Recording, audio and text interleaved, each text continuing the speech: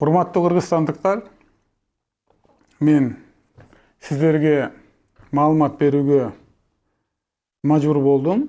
Себеп дегенде менин дарегиме Болот Жээнбеков мына бир 2-3 күн мурда жалган сөздөрдү айтып, жаман сөздөр менен мени атап, ошол үчүн мен өзүмдүн жасаган ишимди, ал киши кантип урдаганын, иниси экөөүн баарын ошо элге айтып бергенди чечтим. Биринчиден, ал киши менен кандай таанышып калдык?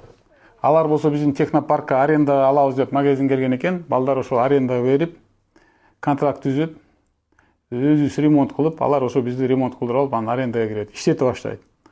Анан кийин болсо мен бир күнү ал технопаркка келгенде, ошол жерде ал киши ошол жерде экен. Анан кийин ошо ал киши менен жолугуп калдым. Анан кийин мен айттым, мен ишкер адамдарды жакшы көрөм. Мен айттым, ушу жакшы болду ачканыңар, иштеп атканыңар жакшы болду. Кандай неметип көбүрөөк ачпайсыңар, көбүрөөк өнүкпөйсүңөр десем, ал айтты, бизге тыйын тыпыр жагынан бир аз кыйналыштар бар, ошон үчүн биз болсо тез өнүгүп кете албай атабыз депчи, оборотко акча жетпей атат. Анан мен айттым, анда келин анда сүйлөшөлү. Биздин да тажрыйбабыз бар деп. Себеп дегенде биздин жасаган ишибиз бар. Аны элдин баары күбө. Анан ал киши кайрылды. Биз ал киши менен сүйлөштүк. Анан биз аудит өткүздүк. Бул сүйлөп атканда аудит жөнүндө бир сөз айтпайт. Аудиторго биз акча төлөдүк, ал международный аудитор. Алар болсо текшерди компаниясын. Текшергенден кийин аудиторское заключение колубузда бар. Алар жыйынтык чыгарды. Биринчиден, биз кире электе бул кишиде 4 эле магазин болгон и бир участок болгон. Экинчиден, анын бардыгы банктарга залогдо турган. KCB менен РСКда. Бунун бардык кагаздары бар. 2016 жылы. Адан тышкары жанагы товарларды алып келген компанияларга $1 миллион карсы бар, банктарга $3 миллион 100 000. Кошкондо $4 миллион 100 000 карсы бар. Экинчиси, бизнес эсептеп чыкканда аудиторский компания айтты, булар убыточный депчи, булар банкрот болот деп. Булар жана элден келген товардын эле акчасын алып, бирин башына бирин кийгизип кетип атат депчи. Анан биз албайбыз деп чыктык. Албайбыз деп чыкканда, ошондо Бакыт менен Болот Аматов суранды, аудитор чыгып турсунчу деди. Алар чыгып турсун дегенде мен айттым, чыгып турбайт дедим. Алар айтты, чыгып тургандан кийин алар айтты, бу жерде бонус бар деди. Ай сайын $200 000 биз бонус чөнтөбүзгө түшүп турат дейт. Ошо бонусту мындай неме кошкондо биз прибыльге чыгабыз. Ошондо $2 миллион 400 000 биз жыл сайын доллар пайда алабыз дедим да. Биз ага кагаз кол койдук. Ал кагаз да колубузда бар.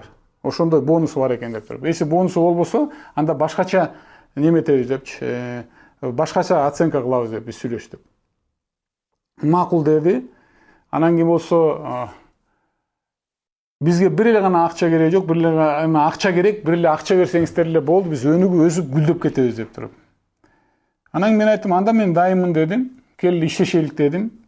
Бул болсо бир күндө болгон жок, бир жумада болгон жок. Бул сүйлөшүү 3 айбы 4 ай болду. Анан кийин булар болсо келген сайын ошондо мен көңүл буруп атып мындай немени оюн алмаштырып атканда.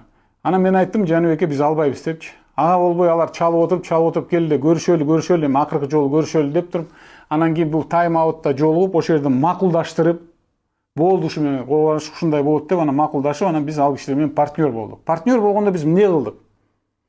Биз болсо ошо $4 миллион 100 000 жаптык карызды. Бул бир. $12 миллион ошонун ичиндеги $12 миллион бердик биз ал компанияга. Ошонун ичинде $4 миллион 100 000 жаптык карызды. Экинчиде биз айттык, силер салык төлөпсүңөр, жаңы компания ачабыз, жаңы компания киребиз дедик. Ал барлык компания өзүңүз жаап, өзүңүз бүтүрүңүз дедик. Анда эптеп, септеп, шалпалтайын чыгарып, эптеп жапты. Аарде да бир уголовный иш болуш керек аарде. Салык төлөгөн үчүн ошо Болот Аматовго. Анан биз жаңы компанияга киргенден кийин биз жанагы Болот Аматовдордун активин өткүзүп баштадык ошо компанияга. 2 магазин Болот Аматовдо калды. Биздин компанияга биз чу дегенде эле 2 магазин кирди. Анан бир участок. Башка эч нерсе кирген жок. Алган баары жалган 2016-жылы. Ошол эки магазин менен участогын ошо Болот Аматов мен менен акчасын теңдесин деп туруп, мен жогорку рыноктон 2-3 эсе баалап, ага мен ошолорду сатып алдым. Атайын ошо бал акчасын ошо менен акчаны алып салсын деп туруп. Компанияга мындай кире албайт, ал неме юридически киргизе албайбыз аны, финансовый да киргизе албайбыз. Мисалы, ошол эле участокты мына Чүй областындагы 0,6 соток, могу Новопавловкада турган. Эми бул участокты биз болсо 1 миллион 630 миң долларга баалап алдык. Ал участогыңыз билбейм, 100 миң доллар турат болуш керек. Бул акчаны мен ага берип, анан кийин ал болсо мен менен кошо теңдеп, анан кийин инвестиция кылды. Жана айтып аткан 5%дан бер деген. Бул акчанын баардыгы биз берген акча. Биз бириккенден баштап Болот Аматов, Бакыт Аматов бир тыйын акча салган жок, урдагандан башка. 2016-жылы иштеше баштадык. Мен анда саясатта аралаша баштадым, президенттикке талапкер болом деп. Мен айттым, силер иштейсиңер, силер неметесиңер, биз бухгалтер эле беребиз дедик. Бухгалтерибиз иштей баштады, немете баштады. Анан кийин болсо биздин главный бухгалтерибиз келип алып 6 айда иштей албайм деп кетип калды жумуштан. Эмне себептен иштей албайм десем, тиги булар болсо акчаны сурабай эле кассадан өзүнүн үйүндө алгандай эле ала берет экен депчи. Анан мен чакырып алып айттым, мындай болбойт го дедим да. Эми бухгалтериңиз мындай көнөлүү экен, андай көнөлүү экен. Анан башка бухгалтер бердик. Шарт түзүп баштадык иштесин деп. Ошол ушу менен жүрүп берди. Мен болсо 2017-тен кийин сыртка чыгып кеттим.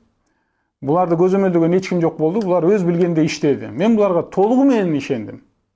Барлык банковский документ бардыгы өз билгенде кылды. Биз ошо 12 миллион доллар инвестиция жасадык. Ошонун ичинен мен келгенден кийин мага Жаныбек жыеним айтып баштады. Биякта проблема бар. Карабасаңыз болбойт депчи. Компаниянын шарты өтө начарлап баратат. Магазиндердин саны көбөйүп атат, арендага алган үчүн саны көбөйүп атат. А бирок биздин магазиндердин жана биздин акчага салган жаңы магазиндерден башка эч нерсе көбөйбөйт. Булардын биз менен партнерлор болгондун, булардын менчик магазиндери көбөйүп атат депчи. Урлук болуп атат деп туруп. Биз аудит кылдык. Булар отчет менен келгенде компания убытокта да, прибыль жок. Ошол эле учурда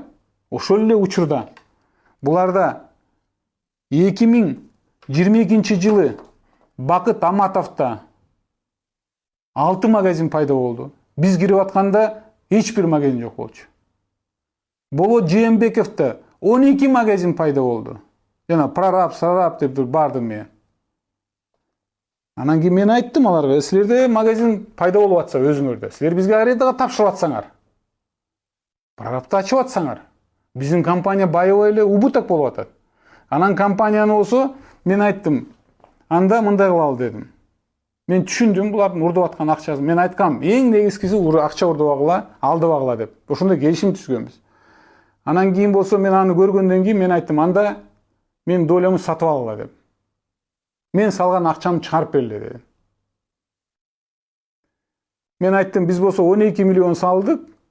Ошо мынакей 5 жылбы 6 жыл өттү, мен айттым ошо 15 дедим. Акыры неметкенен айттым, ошо 13,5 үстүнө 1 миллион кошуп бергиле дедим. 5 жылдан кийин булар магазиндерди куруп алган өздөрүнө. Булар нары басты, бери басты, анан айтып атпайбы, инвесторлор карап туруп, Бабанов берди экен деп кирбей койду деп. Бу жерде логика жок. Бабанов сатып чыгып атат. Инвесторлор эмнеге кирбеш керек? Мени жаман көрсө инвесторлор. Себеп дегенде инвесторлор булардын жүзүн көрүп, жазып аткан бизнесин көрүп, бизнести анализдеп, алар бияка кирбеүүнү чечти. Бул ал кишинин жалган айтып аткан аферистик характерин көрсөтөт. Экинчиси, биз аудит кыла баштадык. Аудит кыла баштаганда 450 миллион сом кассада акча жок. Жанагы товарларды алып келген, элдер бир товар алган, то есть алып келген компанияларга 450 миллион сом жок. Кака кетти бул акча? Жооп бере алышпайт. Тигиндей мындай, андай, тигиндей мындай деп. Анан кийин мен айттым, анда келгиле дедим. Бакытты Аматовду председатель совдир кылалы, независимый директор коелу дедик. Независимый директорду койдук. Койгондон кийин эле Бакыт Аматтын $10.000 ошомойдон калтырдык. Машинесин ошомойдон калтырдык. Анан кийин тиги киши иштей баштаганда көп нерсе чыга баштады. Бир мисал, жанагы акча сала турган банкоматтар. Ошол эле бир компания акча сала турган банкоматтарга 7.000 сом төлөсө турган кичинекей бир немеге. Аны болсо Бакыт Аматтын аялы тапшырат, а компанияга 1000 сом төлөйт. Ошонун негизинде компанияга себеп дегенде магазиндер көп жерде турду да 8 миллион сом убыток алып келген. Компания 1 миллион табат, Бакыт Аматтын аялы 7 миллион сом табат. Адан тышкары бир топ акчаларды урдаганда $200.000 бар. Ошонун баары жыйнап отуруп, анан кийин болсо мен алдаган адамдардын баарын жаман көрөм. Урдаган адамдар менен да сүйлөшө алам. Мен ал тиги экөөнү чакырып алып туруп айттым, жанагы убыточный магазиндерди жабышыбыз керек деп. Себеп дегенде компания банкрот болоюн деп атат деп. Ошондо менде тандоо болду. Өзүмдүн берген акчамы чыгарып кетип, буларга компания тапшырып кетип коюуга. Анда жанагы 450 миллион сом карыз болгон компаниялар, поставщиктер, алардын саны бир 500-700 жетет го дейм. Алар буларга келип сураганда, булар банкрот болгондо, алар айтат деп, да мына бабам өзүнүн немесин, акчасын алып чыгып кетти, имуществосун алып чыгып кетти деп туруп, бул сөз жаман сөз деп туруп, мен айттым, Жаныбек кел башкарып эптеп буну немеден ушу ямадан чыгаралы деп. Мен мындай операционга киришкен жокмун. Иштей баштадык. Иштей баштаганда тиги орус директорду, Игорь деген директорду коюп иштей баштаганда буларга поток акча токтоп калды. Токтоп калганда эле Болот Аматов келди, Болот Жээнбеков келди, айтты, Өрбек Токтогулович, мен болсо өзүмдү ойлойм, сатат элем, сатып алыңыз, минтип алыңыз депчи. Ал сунуштады. Анан мен айттым, келиңиз анда сүйлөшөлү дедим. Анын алдында жанагы айтып атпайбы, жана 6 магазин боюнча. Мен болсо ошо 6 магазинди жөн эле кагазды билбей эле кол коюп коюп турум, мага кагазды минтип туруп берип коюптур деп. Биринчиден, урматтуу кыргызстандыктар, договорду кол коердо, имуществону сатаарда баарыңыздар жакшы билесиздер. Биз ага бердик, ал алып кетти, карады, юристтер менен карады. Бул болсо 1 жума, 2 жумада талкууланды. Анан келгенден кийин нотариально аялынын уруксаты менен болгон иш. Аны мындайынан алдап койду, минтип койду деген болбойт. Биринчи баракты оңдоп коюптур, үчүнчү баракты оңдоп коюптур деп туруп. Ал болсо жана генеральный прокуратурага биз сделка бүткөндөн кийин арыз жазып, мен ал арызды окугандан кийин таң калдым. Алар экспертиза кылды, мамлекеттик экспертиза кылды. Адан кийин алар чечим чыгарды, бу жерде неме жок депчи, подделка документов жок, сделка болгон, акча төлөнгөн деп туруп. Экинчиси ГКМБга жазды. ГКМБга суракка бардык. Алар да экспертиза өткөздү. Алар да андай жыйынтык чыгарып берди. Ошонун негизинде айтып атпайбы, тиги 6 магазинди неметип өткүзүп берди. 6 магазин толугу менен мен берген акчага курулган. 1 тыйын Болот Аматов биз компанияга киргенде 1 тыйын берген эмес. Ал жанагы берген 4,5 миллион деп атпайбы? Мен 4,5 миллион акчамы кантип ошо 1,5 миллионго сатам деп. Ошо 6 магазинди мен айттым да, сатып алгыла биздин ойлон, же акчаны кайрып бергиле дегенде, ошондо биз кагазга кол койгонбуз. Ошо 1 жылдын ичинде сатып ала албаса, анда ошол биздин акчага тиги магазиндерди өткүзүп берет деп туруп. Ушундай келишим болгон. Мен 1 жыл күттүм алардын сатышын. Алар менен мага эмес, алар менен калып иштейм деген адам табылбады. Алар менен партнер болом деген адам табылбады. Ошон үчүн сата алган жок алар долясын. Менин долям сата алган жок. Биз калабыз деп туруп. Экинчисинде анан кийин болсо Бакыт келиптир, эми болсо Өрбек Токтогулович, эми Болот Аматович айтып атат, эми болсо ушунча жүрдүм, мен эми создательмин да, мен магазинди ачтым да, ошо бир магазинди мага берип койсунчу деп. Анан кайсы магазин десем, ошо 6-уудун ичинен Ошту дептир да, эң чоң магазинди тандап алыптыр. Мен айттым, макул ошо. Макул дедим, берели ошол Ошту дедим. Ошту бердик, ал болсо бир компания ичинде турган. Ошту бергенден кийин Болот Жээнбеков сата баштады Ошту. Сата баштады да келди да айтты, Ошту сатып албайсыңбы деп. Бунун баардыгы биздин компанияда. Мен айттым, канчага сатасыз десем, 1,5 сатам деди. Макул, 1,5 алалык дедик. 1,5 алалык дегенде Ош магазинин компания регистрация болгон компания өзү сатып албайт да. Ошон үчүн юридикалык жана мен берген 4,5 миллион долларды биз болсо ошо 1,5 миллион долларга сатып алдык. Ал туура айтып атат. Кантип мен 4,5 миллионду 1,5 миллионго сатмакмын деп. 4,5 миллион анын акчасы болсо. Дени сау адам эч качан сатпайт. Ошону мага сатып туруп, адан кийин 1 жылдан кийин берки компания сатып унчукпай жүрөбү ушул адам? Ошо 4,5 миллионду аны мен бергем, ал менин акчам. Ал жанагы биздин компанияда болгон магазинди сатып албайсыз деп туруп, биздин болсо финансистер айтты, анда ошо жанагы займды ошо 1,5 сатып алалы деп, ошондой структуризация болгон атайын. Бул финансистердин структуризациясы, бул мындайча мыйзамдуу иш. Буну прокуратура текшерип, далилдеп берген. ГКМБ да далилдеген буну. Анан кийин биз ошону алып жанагы магазиндер бекер бир тыйын бекер берген жок. Урдаганына карабай, мен ошол магазиндердин эсебинен 12 миллион доллар салсам да, дагы үстүнө 1,5 миллион кошуп, 13,5 миллион инвестиция кылдым мен. Анан кийин жанагы операторский компанияда калып калдык. Партнердо иштей баштадык. Анан өзү келди дагы.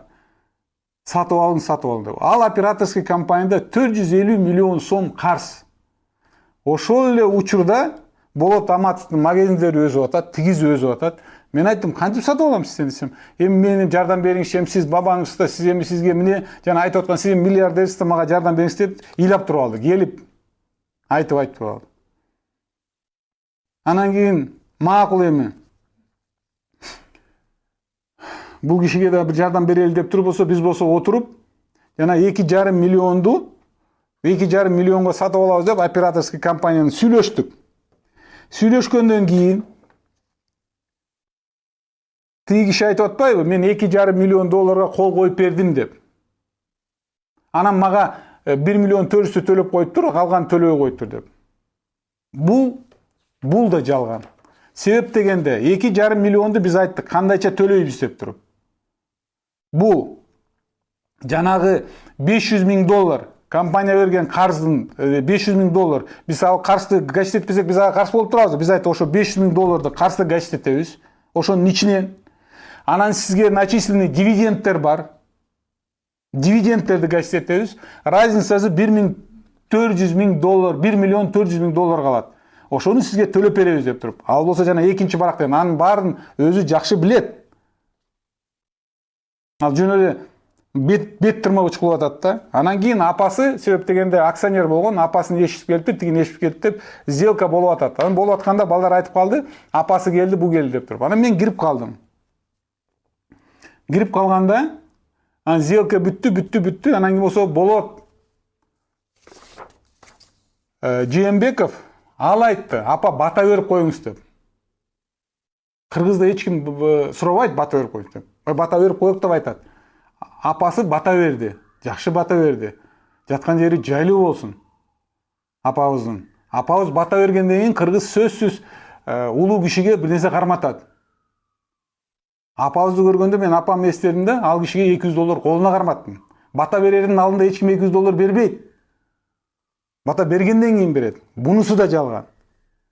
Экинчисинде ал болсо ошол жанагы контрактка баарын кол коюп неметкенде, адеп оюн өзгөртүп аткандан кийин мен айттым, Болот байке, биз сүйлөшкөн сөзүбүздү келиңиз видеого тарталы дедим. Себеп дегенде сиз дагы сөз тартканда мен сизге ошо видеону көрсөтөм деп. Айла кеткенден кийин мунун баардыгы ачык тартылып аткан видео. Ошон үчүн биз жана видеого тартып, мынакей азыр өзүңүздөр да соцсетте көрүп атасыздар. Ал сүйүнүп, жаркырап, адеп бир жаңы шарт менен кирет. Ошол эле учурда мынакей булардын келтирген зыяны Бакыт Аматов баардыгын ушу Болот Жээнбеков менен агасы менен макулдашып алып туруп иш кылган. Барып туруп жана Көлбаевдин барып туруп Курменте заводунан темир тезектерди алып келет 17 миллион сомго. келип туруп жана складка түшүрүп коет. Кереги жок темирди.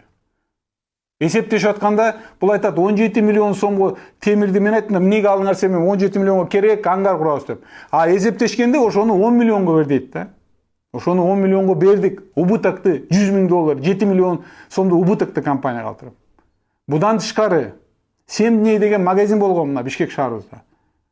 Бакыт Аматов менен Болот Жээнбеков бизге маалымат койбой, өздөрүнүн немеси менен келишим койгоп алып туруп, ошо Семднейди 451 миллион 400 миңге сатып алышат. İçindeki бардык полка солкаларды биздин комиссия барып, биз билбейбиз муну баарын. Биздин комиссия барып туруп айтат, буну алган болбойт деп туруп. Анын баарын темир тезектерин баарын алып туруп, кагыратып туруп складка түшүрүп коет.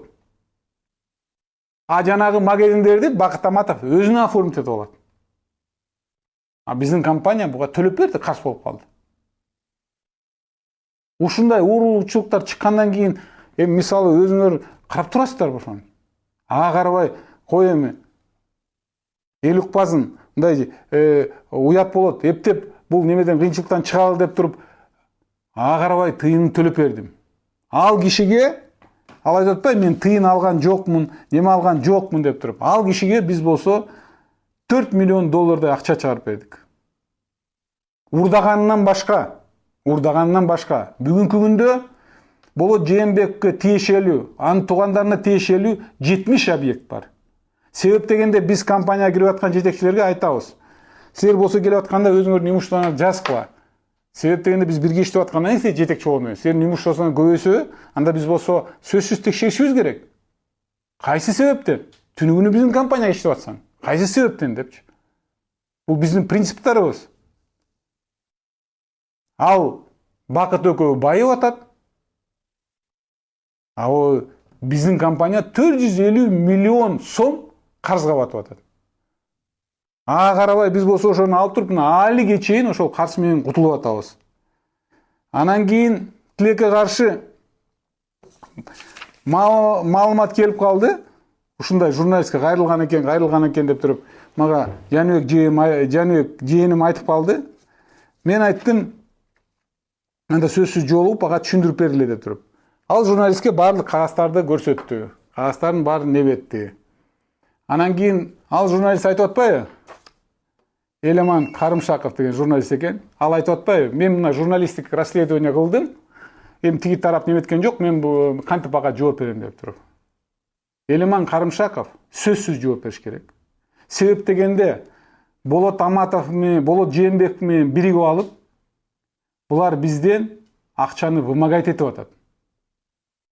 Дагы айта турган сөздөр көп чыгат. Азыр бул жөнүндө айтпайм. Акчаны вымогать этип атат.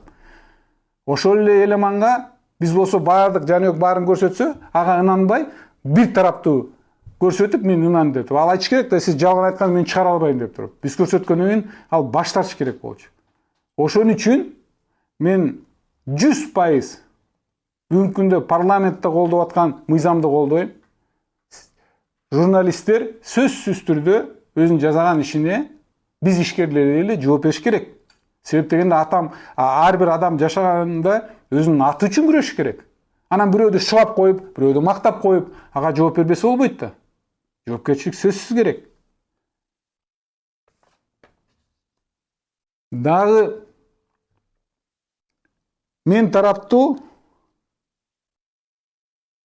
жалган сөздөрүнө мен расмий түрдө айтып коеюн. Ошо Болот Жээнбековго биз укуктуу өлкөдө жашап атабыз. Сиз сөзсүз түрдө, мыйзамдуу түрдө жооп бересиз. Биз укук коргоо органдарга кайрылдык. Сиз айткандай сотту бардыгын утулдуңуз. Сиз атайын ушундай пиар компания кылып атасыз. Эптеп, септеп, ошо сотторду коркутуп, бир нерсени өндүрүп алайын деп туруп. Бул вымогательство. Мындайча айтканда рекет дейт муну. Буга сиз сөзсүз, сиз жана журналист буга жооп бересиздер. Мен ишенем буга. Жакында мен угуп калдым, окуп калдым. Биздин президент айткан экен, келтектин эки башы бар деп туруп. Бир депутат сүйлөгөндөн кийин. Мен да эскертип коет элем. Ошо эч качан унутпай жүрүш керек да. Ушул келтектин эки башы бар да. Бардыгы айткан сөз Болот Жээнбековдуку. Жалган. Тилекке каршы бул киши ушул улгайган жашка келсе да, баягы мошеннический иши, жалганчылыгы, аферисттиги калбаптыр бул кишиники. Баягы магазинге келген товарларды алып берип, ошол жерден кассадан акчаны алып берип, бул кишинин адаты калбаптыр да. Мен мындай эле айтып берсем деп туруп. А иниси азыр болсо СИЗОдо отурат. Биз айттык, ал болсо жана айтып атпайбы, биз бир таластык ийиним бар, жакшы көргөн, ошол аркылуу кайрылдым деп туруп. Таластык ийниси менен кайрылыптыр, ийиним чыкса болот эле деп туруп. Жаныбек айтыптыр. Компания келтирген ущербти төлөсүн. Болот Жээнбеков официалдуу түрдө извинение айтып кечирим сурасын. Адан тышкары соттон жана берген жалган исктерин отзыв кылсын деп туруп. Ага карабай, бул кайра мындайча айтканда жалган жаап атат. Өзгөчө белгилеп кетерим, бул Болот Жээнбековдун жалганчы экенин, патологический жалганчы экенин белгилеп кетерим. Бул прокуратурага арыз жазганда, азыр унчукпапты, арыз жазганда мени коркутуп, кишилерди жиберип, мен ошондо кол койдуруп алган дейт. Бул кагаздар бар. Мен чачым тик турду, мен рекетер болуп кеткем го депчи. Ошол арызды прокуратура изилдеди. Мамлекеттик экспертизага берди. Жана айтып аткан, менин колум эмес, ортосунда баракты салып койгон деп туруп. Анын баары нотариально тигилген да. Анда генеральный прокуратура менен мамлекеттик экспертиза жалган чечим чыгарып аткан экен да. Ага ынанбай ГКМБга жазды. ГКМБ дагы текшерди. Аны текшергенде анда ГКМБнын чечими да жалган экен да анда. Мамлекеттик экспертиза да жалган экен да анда. Ошо Болот Жээнбеков аферисттик эле туура экен да. Элден сурагыла.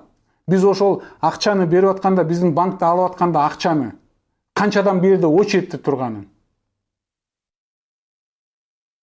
Канчадан очередте турганын. Бакыт ийниси келип алып берге. Ой, тиги Болот Аматовду неметпей атат. Тынчын койбой атат, минтпей атат, антпей атат деп туруп. Акча каршы болуп калды, буга каршы болуп калды деп туруп. Бардыгы жалган экен, чечимдердин баары, соттун чечимдери да жалган экен. Болот Аматтык эле туура экен да. Болот Жээнбековдук эле туура экен да. Мени таң калтырганы, өзгөчө таң калтырганы. Мен бул видеону көргөн эмесмин, мына бүгүн көрдүм. Мен өзгөчө таң калтырган. Кантип бул адамдын ушунчалык жалган айтканга кудурети жетет дегенге мен таң калдым да. Биз аркылуу, биз берген акчага урдап, байып, ага карабай биз болсо өзүбүзгө дагы ошол урдаган акчалардын боюнубузга жүк кылып, али кече мына эсептешип атабыз. Иштеп атабыз. Ага карабай, Аллага шүгүр эптеп ушуну өткүзүп, тыйын тыпыр алып алдым деп 4 миллион 200 миң доллар алды бизден. Агатын чой дагы бир нерсени талаптанып атат да. Мен алиге чейин өкүнөм, мен ушу Болот Жээнбековдор менен көрүшкөнүмө, алар менен партнер болгонума өкүнөм мен. Айтып атпайбы? Бабанов менен сүйлөшсөң мындай деп туруп. Ал киши менен мындай видеону карасаң, чын эле сүйлөп атыр деп ишенип калат экен да. Ал кишиге бирөөдү жамандаш, бирөөдүн атын жаман айтыш. Ал киши ал ойлоп атат, Болот Жээнбеков ойлоп атса керек, бул жөн эле иш деп. Сөзсүз түрдө жооп бериш керек. Биздин Кыргызстаныбызда адамдын атын ким болбосун жаман кылса, ал киши жооп бериш керек. Мен колдойм. Сот аркылуубу, укук коргоо орган аркылуубу адамдар жооп бериш керек. Кечирим публично сураш керек. Атына зыян келтирсе чет өлкөдө миллион доллар штраф төлөйт. Ошондой штрафтарды төлөтүш керек.